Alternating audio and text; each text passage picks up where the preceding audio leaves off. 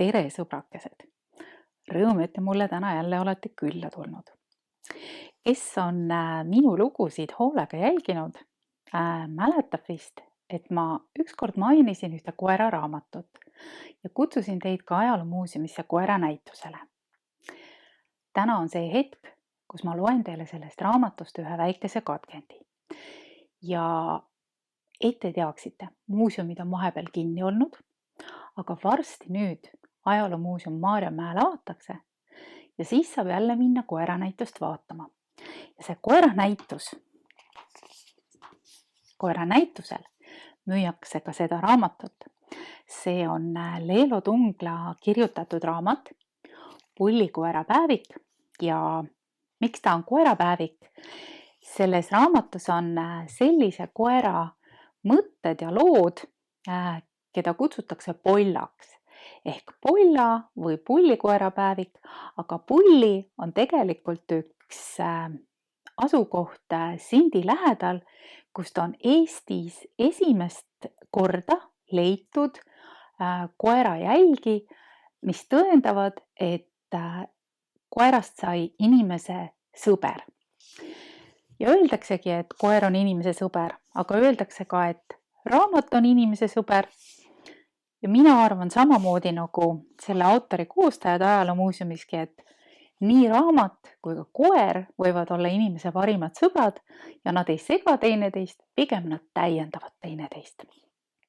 Aga selleks, et te saaksite teada, mis kõik pollaga juhtub, selleks tuleb see raamat ajaloomuuseumist osta ja kindlasti ka näitus ära vaadata. Näitus on väga põnev, seal saab väga palju põnevaid asju teha, aga et teil tekiks nüüd väike arusaam, mida Leelo Tungal on raamatusse polla kohta kirja pannud, siis ma loen teile ühe väikese katkendi.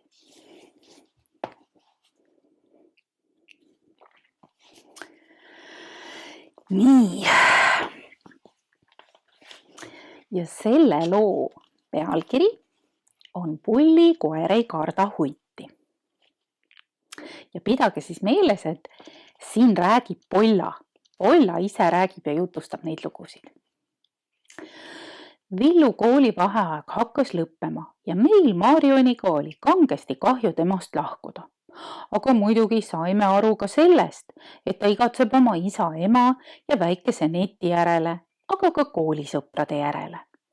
Järgmine kord Tallinna tulles lubas Villu kindlasti oma papilloni kaasa võtta ja see on minu meelest väga hea mõte.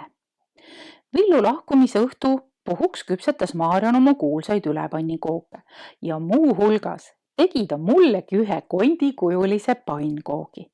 Kahtlemata pole see pooltki nii maitsev kui päris kont, aga sellegi poolest oli kena, et perenaine pidas mind meeles. Villu jaoks oli Marionil ise värki üllatus. Ta kutsus külla oma sõbratarid, kes töötasid ajaloomuuseumis. Mitte, et Villul oleks olnud suur tahtmine võõraste tädidega kohtuda, kuid ajalugu oli Villu lemmikõppeaine ning seekord arutasid ajaloolased ise värki ideed. Nimelt võtsid nad plaani suure koera teemalise näituse korraldamise. Poisi silmad läksid põlema, kui ta kuulis, et selle suure näitusega tähistame esimese Eesti koera 11 000 aasta tagust sünnipäeva. Sinna tuleks kutsuda täpselt 11 000 koera, arvas ta, või vähemasti pealinna penid. Kuid tädi Laura arvas, et nii palju koeri küll Maarjamäe muuseumisse ära ei mahu. Pealegi ei seisaks elusad penid ju mitmeid nädalaid või kuid paigal, vaid tahaksid joosta, süüa, mängida ja veel teisigi koerategusid teha. Linnavalitsusest anti teada, et Tallinnas oli 2016. aastal tervelt 27 388 koera ning vaevalt neid vahepeal vähemaks on jäänud, nii et kõigi kohale kutsumine poleks üldse mõeldav. Aga kust seda üldse teatakse, et meie maal on koerad juba nii kaua elanud, uuris Villu. Tänu hambale, ütles tädi Krista. Eelmisel sajandil Täpsemalt siis aastal 1967 avastasid arheoloogid Pärnumaal Sindi lähedal väljakaevamisi tehes, et Pulli küla lähistel paiknes 11 000 aastat tagasi asula või siis laagripaik, mida kasutati kevadeti ja suviti mitme aasta vältel ning sellest laagripaigast leiti lisaks kõigele muule ka 3 koera hammast. Tollal elatusid inimesed põhiliselt jahipidamisest ja kalapüügist ning liikusid pidevalt ühest kohast teise. Metallist nuge, kirveid ja nooliotsi polnud siis veel olemas, tulirelvadest rääkimata. Nii et kasutati tulekivist otstega odasid ja vibunooli, kirvedki olid kivist tahutud ja puust varte külge kinnitatud või siis tehti neile põdranahast muhv. Täitsa kiviaeg, ütles Villu. Kiviaeg sõna otseses mõttes, naeris tädi Krista. Ainult et kivimaju polnud tollal olemas, elati suures püstkojas, millest suurematesse võis mahtuda üle 40 inimese. Talveks rännati ilmselt loomade kannul sisemaale, kuid kevadeti ja suviti käis Pulli külas kõva jahipidamine, peamiseks saakloomaks olid koprad ja põdrad, kelle luid on ka väljakaevamistel palju leitud. Metsas elasid tol ajal ka pruunkarud. Pruunkarud, ilvesed, rebased, hundid ja valgejänesed. Kliima soojenemisega saabusid meie metsadesse tarvad, hirved, metskitsed ja metssead. Nii et meie kandi esimene koer võis olla umbes selline jahikoer nagu naabrite hagi ja semu, küsis Villu. Marion raputas naerdes pead. Kus sa sellega? Eesti hagias registreeriti tõuna ju alles 1954. Ega täpselt ei oskagi öelda, kes esimene koer siis oli, kes inimeste juurde kippus. Kas ta siis tahtis inimestega koos jahti pidada või otsustasid inimesed teda jahipidamise juures ise äraliselt ära kasutada. Samuti pole võimatu, et inimesed, kes soojal aastaajal Pulli asulas elasid, tõid lõuna poolt tulles koera juba kaasa kuskilt Saksamaa või Poola kandist. Aga võib-olla ka hoopis Valgevenemaalt. Sealt toodi ka tööriistade jaoks materjali nagu tulekivi. Aga kindel fakt on see, et koer on esimene loom, kelle inimene kodustas. Muidugi toimus see soojema kliimaga maades palju varem. Kaug-Aasias juhtus see umbes 15 000 aastat tagasi, jutustas tädi Krista. Kuid tänapäeva teadlased on nii andekad, et leitud koerahammaste järgi on nad koos kunstnikega välja selgitanud, missugune Pulli koer välja nägi. Mul peaks üks meie kunstniku tehtud pilt kaasas olema, kohe otsin välja, ütles tädi Laura, sorides oma käekotis. Aga pullikoera hammast ma sulle näidata ei saa. See on väga harutlane, mida võid sa näha alles siis, kui sa tuled näitust vaatama. Marion lausus. Kas pole huvitav, et sest peale jäidki koerad inimeste juurde? Hiljem, kui inimesed tegid tutvust teraviljadega ja õppisid neid kasvatama, jäid nad paikseks ja hakkasid põldu harima ning karja kasvatama, teadis Marion. Siis oli koertel uus amet, karja valvamine, et loomad põlde ära ei tallaks ja samuti jäi koerte hooleks valvuritöö. Aga praegu arvatakse, et koeri on maailmas tervelt 525 miljonit. Ja kui palju on nende hulgas karja- või jahikoeri, seda ei tea keegi. Polla, hüüatas Villu, kellele tädi Laura oli kunstniku joonistatud koerapildi ulatanud.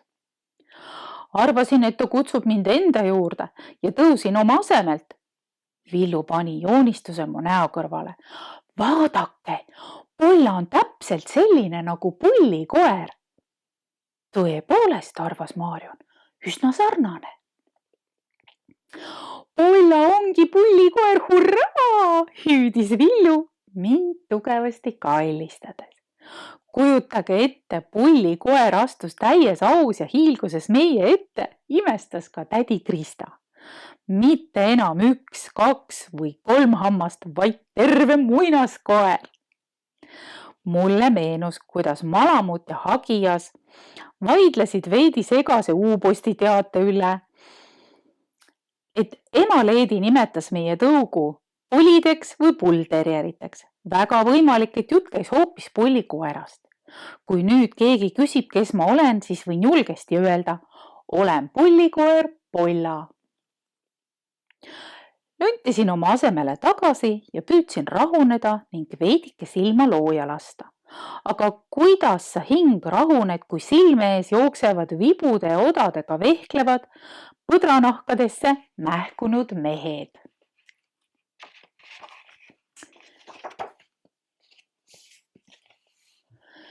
Kondikujuline pannkook on koos mu kena söögikausiga kadunud ja selle asemel lebab lõkke ääres tohutu põdrakont ning sedasi piidleb metsavilust näljase pilguga hunt. Sellises segases olukorras võid ennast tunda nagu iseenese vanaisa või koguni vanaema. Aga mis seal ikka, pullikoer ei karda konti, tonti ega hunti järele talle. Oi sõbrakesed, see on nii lahe raamat. See on nii kihvt, kuidas Polla on oma tegemised Villu ja Marioni juures siia raamatusse kirja pannud ja kuidas Polla on avastanud selle, kes on tema esivanemad. Ja et ta on nii sarnane Eesti esimese koeraga, kes on Sindi lähistelt Pullikülast hamba järgi rekonstrueeritud.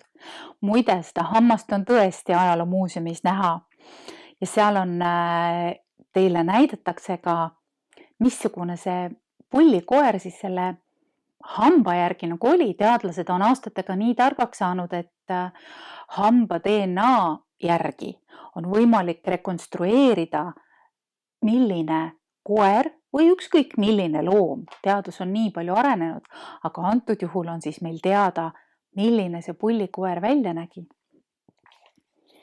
Siin raamatu peal on Polla, aga siin sees on pullikoera pilt ja näitusel on pullikoera pilt ja näitusel on enamus tõud, mis Eestis on olemas, kõik kirja pandud.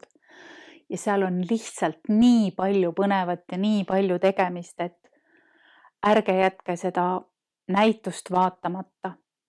Sinna tasub minna ja Maarjamäel on nii ilusaks läinud. Kevad on saabunud, lossi õuel on mänguväljak, pärast saate mänguväljakul mängida. Nii et sikutage oma vanemaid varrukast ja öelge, et kui muuseumid jälle lahti lähevad, et siis tuleb ette võtta retk Maarjamäele, vaadata, kas lossi õuel jalutab koeri. Kui sul on oma koer, sa võid ka oma koeraga tulla lossi õuele jalutama. Sealt saab ka maiust, kui sa hästi vaatad, kes lossi õue peal jalutavad. Nii et olge tublid, tulge näitusele, ostke raamat, lugege läbi. Polla seiklused on väga lahedad ja näeme teiega järgmine kord jälle. Olge ikka uudishimulikud. Tšau!